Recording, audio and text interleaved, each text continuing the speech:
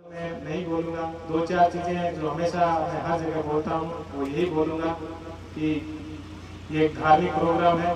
तो सबसे इम्पोर्टेंट बात यह है कि वर्तमान में अपना जो समाज है और अपना जो क्षेत्र है, यहाँ पर नशे की प्रवृत्ति बहुत बढ़ रही है। हमें नशे से दूर रहना है और यही सफल जीवन की कुंजी है। यदि हम नशे के अंदर फंस गए तो आगे निकलना बहुत ही मुश्किल है। तो नशे से दूर रहना है।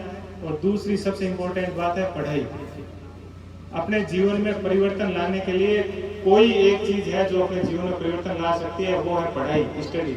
पढ़ाई के अलावा अपने जीवन के अंदर ऐसी कोई चीज नहीं है जो अपने जीवन के अंदर परिवर्तन ला सकती है। तो अपने बच्चों की पढ़ाई के ऊपर विशेष रूप से ध्यान दें। उनमें बेटा और बेटी का भी फर्क मत कीजिए। उसके ऊपर आप जितना जोर दे सकते हो। आपकी सबसे बड़ी संपत्ति आपके बच्चे हैं। आपके बच्चे यदि पढ़ लिख कर सफल हो गए तो आपका आधा जीवन वैसे ही सफल हो गया। कहते हैं ना कि आदमी को स्वर्ग मिल जाना, तो इसी जीवन के अंदर ही आपको आधा स्वर्ग की प्राप्ति तो यही हो गई। आपको सुकून मिलेगा कि आपके बच्चे हैं वो सफल।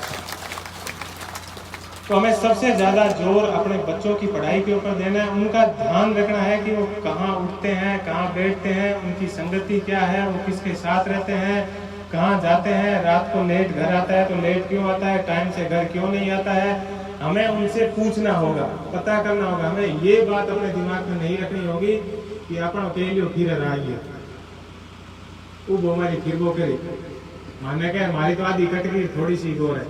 आपकी कट गई आधी, वो आपकी जवान शरीर था कट गई। आगे आने वाला समय आपका बुढ़ापा होगा, उसमें यदि वो आपका सहारा नहीं बना तो आपकी आगे आधे वाली जो आधी जो उम्र है कटने की, वो बहुत मुश्किल है।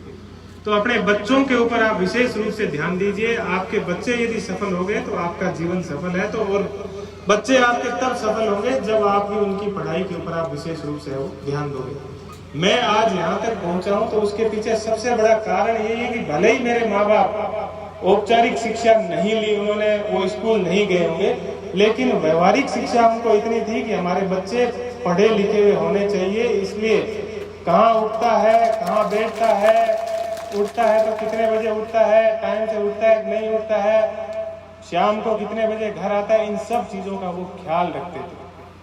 तो ये कोई आईपीएस बना उसमें कोई बड़ी बात नहीं है। उसके पीछे परिवार वालों का या इन सब का एक बहुत बड़ा तप था।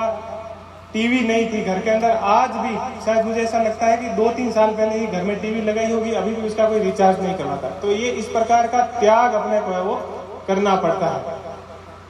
वर्तमान समय में अपन ये नहीं कह सकते कि अपना मोबाइल के बिना काम चल जाएगा, टीवी के बिना काम चल जाएगा। इन चीजों के बिना अपना काम नहीं चलता है, लेकिन उनका सकारात्मक या उनका अच्छा उपयोग अपन कैसे कर सकते हैं, उनका बहुत ही अच्छा अपन उपयोग कर सकते हैं। तो उन चीजों के ऊपर अपने को विशेष रूप से वो ध्यान देना होगा। और यदि आपने बच्चों की पढ़ाई के ऊपर ध्यान दिया, ये सब चीजें हुई, तो आपका मान सम्मान बढ़ेगा, आपको रात की नींद अच्छे से आएगी। और बहनों को तो मैं यही कहना चाहूंगा कि आपके जीवन में तो परिवर्तन का एकमात्र जो साधन है वो पढ़ाई है। नहीं तो आप सब जानते हो बहुत जल्दी शादी हो जाती है और सबके यही है कि भाई बेटी पराये घर का धन होता है, जल्दी से जल्दी इसको सासरे रवाना कर दीजिए और उसके बाद में जो होगा इसका जो भाग्य है। ये सब चीजें अपन, इनकी बात भी गलत नहीं है, अपने जो बुजुर्ग है ये भी कहीं पर गलत नहीं है, लेकिन इन्होंने जो अपने अनुभव से ये सब चीजें सीखी है उनमें इनको चिंता रहती है। तो इनकी चिंता को अपन इसी तरह से दूर कर सकते हैं। यदि अपन पढ़ने में अच्छे होंगे, अच्छे से पढ़ेंगे, तो परिवार वाले भी अपना है वो बहुत सहयोग करेंगे। तो बहनों से मेरा यही निवेदन है कि परिवार वाले जिस अपेक्षा के साथ आपको पढ़ाते हैं, आप उसी अपेक्षा के ऊपर खरे उतरिए, ताकि आपकी उन अपेक्षा से पीछे आने वाली जो पीढ़ी की बच्चियां हैं उनको और ज्यादा है वो फायदा मिले। कई बार अपना एक आधा छोटा मोटा गलत स्टेप होता है, उससे पीछे वालों को बड़ा है वो नुकसान होता है। इसलिए मेरा यही कहना है कि खूब पढ़ाई कीजिए, खूब आगे बढ़िए जीवन के अंदर।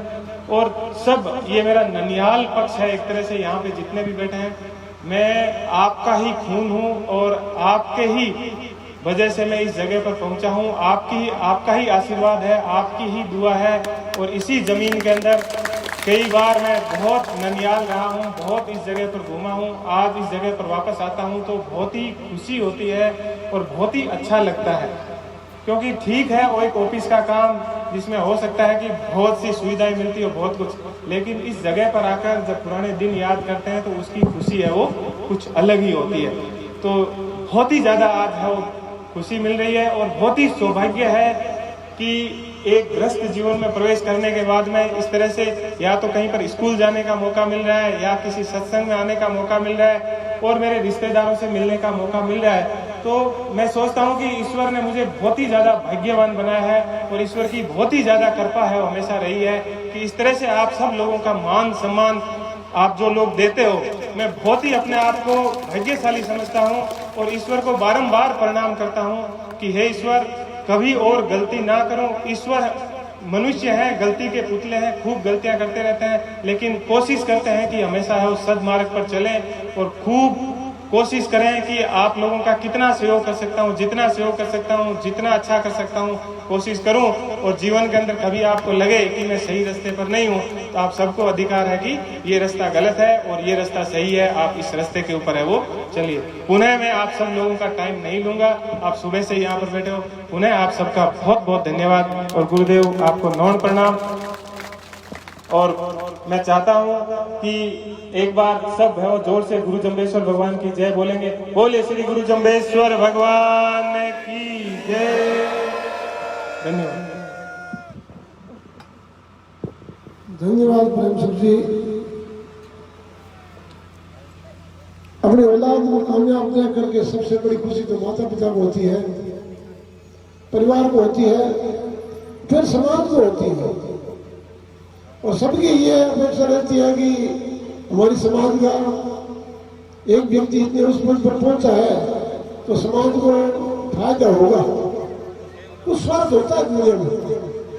तो मेरे हिसाब से मेरा नियम रहेगा कि समाज का जो कोई काम हो कभी तो बेइज्जत खुशी खुशी से कर देना। कहीं जैसे कृष्ण जी थे महाराष्ट्र में, उनका बड़ा नाम हुआ, ऐसे ही इनकी ड्यूटी शायद गुजरात में है, और गुजरात में हमारे समाज का जाना आना होता है, गाड़ियों को बांधने से, व्यापार को बांधने से, तो सेवा करेंगे, ये सभी की आस है। भगवान की जय। गुजरात के अंदर कभी कोई द्वारका, सोमनाथ कहीं पर आए तो आपकी सेवा के लिए मैं हमेशा हाजिर हूँ। वहाँ पर आइए, भगवान श्री कृष्ण के और भगवान शिव के आशीर्वाद लीजिए। कभी भी आप आए, किसी भी प्रकार की समस्या हो, आप कभी भी मुझसे संपर्क कर सकते हो। धन्यवाद।